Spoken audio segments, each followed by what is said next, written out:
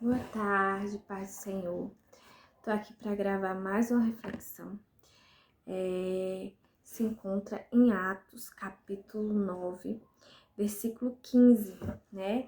Fala sobre a conversão de Paulo. E aqui ele já estava cego. E o profeta Ananias, né? O Senhor pediu que ele fosse até lá, visitar Saulo.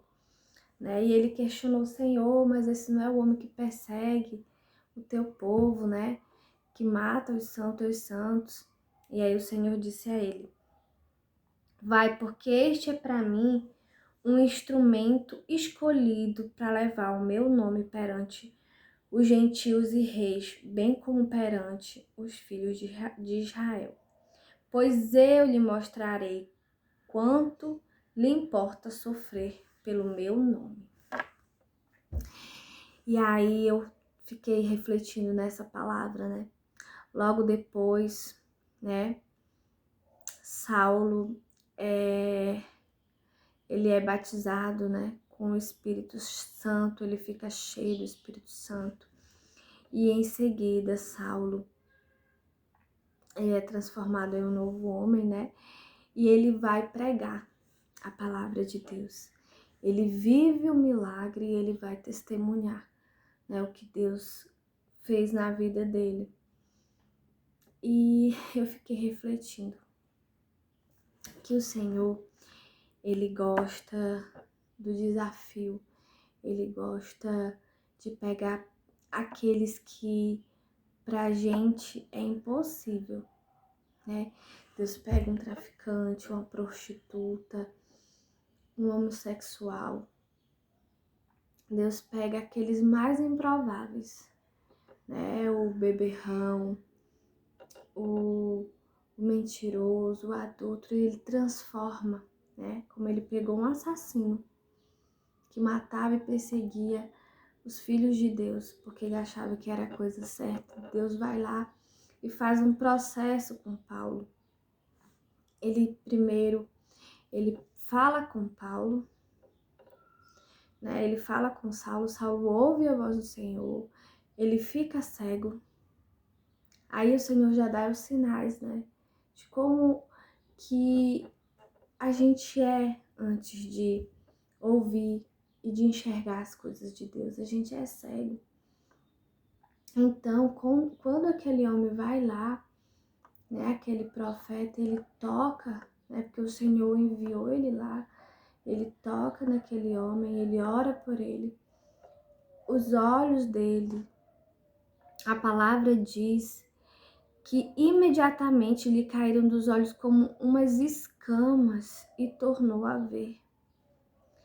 A seguir, levantou-se e foi batizado. Então, é assim quando a gente não conhece a presença de Deus, quando a gente não ouve a sua voz, quando a gente não tem intimidade com o Senhor e a gente acha que faz o que é certo, né? E a gente tá cego. Então, o Senhor vai e escolhe um vaso que para o mundo, que para as pessoas era um vaso sujo, era um vaso ruim, era um vaso pior para ser escolhido. As pessoas, eles atemorizavam Paulo, né?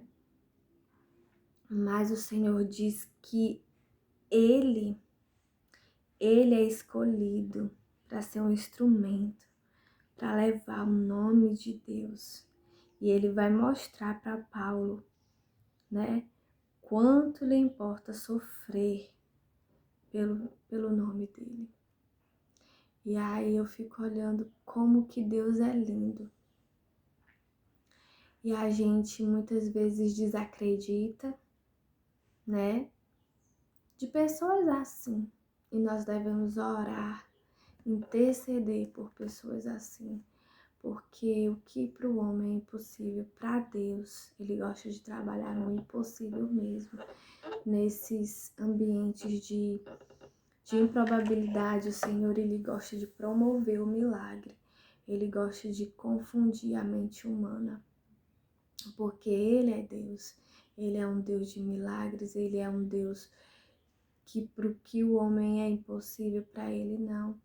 E ele pega um homem imundo, limpa e logo é batizado, é transformado e prega e leva o evangelho, né?